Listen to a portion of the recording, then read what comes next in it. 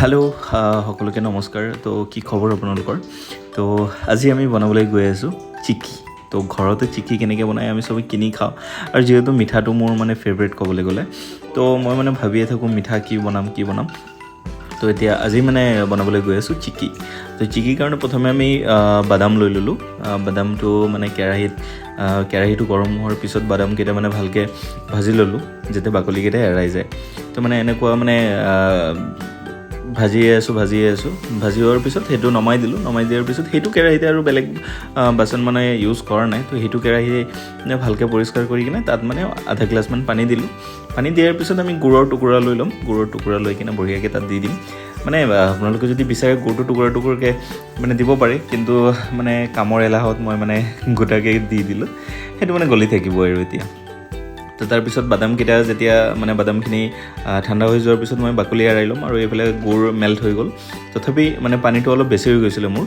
তো তাৰপিছত মই মানে শুকাই আছিলোঁ গুড়খিনি, যাতে বাদামটো যেতিয়া দিওঁ তেতিয়া মানে যাতে ভালকৈ মানে জল্দি সোনকালে যাতে এবজৰ্ব হৈ যায়। তো সেইটো কাৰণে গুড়খিনি মানে গৰম কৰিয়ে আছিলোঁ। লগতে সেইফালে মোৰ বাদামো ৰেডি হৈ গৈছিলে। তাৰপিছত কি কৰিলোঁ, মই ষ্ট্ৰীমটো অলপ কমাই কিনে তাত মানে বাদামখিনি দি দিলোঁ। বাদামখিনি দি কিনে ল' ষ্ট্ৰীমত মই মানে উল্টা পাল্টাকৈ কৰি আছিলোঁ। কৰি তাৰপিছত মানে বহুত টাইম মোটামুটি 4-5 মিনিটমান তেনেকৈ কৰিলোঁ। কৰাৰ পিছত এটা শ্বেপত মানে ৰাখিলোঁ কেৰাহীত ৰখাৰ পিছত যেতিয়া অলপ মানে লাগি ধৰিলে তেতিয়া মই মানে এটা প্লেটত নমাই দিলোঁ। প্লেটত নমাই দি আমি ছাৰ্ভ কৰি কিনে মানে প্লেটত সজাই কিনে সেইটো অলপ টাইমৰ কাৰণে ফ্ৰিজত ৰাখিছিলোঁ, যাতে বস্তুটো মানে ভালকৈ হৈ যায়। তো হৈ যোৱাৰ পিছত আপোনালোকে চাবলৈ পাই আছে। তো এইটো এটা শ্বেপ লৈ ল'লে ভালদৰে চিক্কিৰ।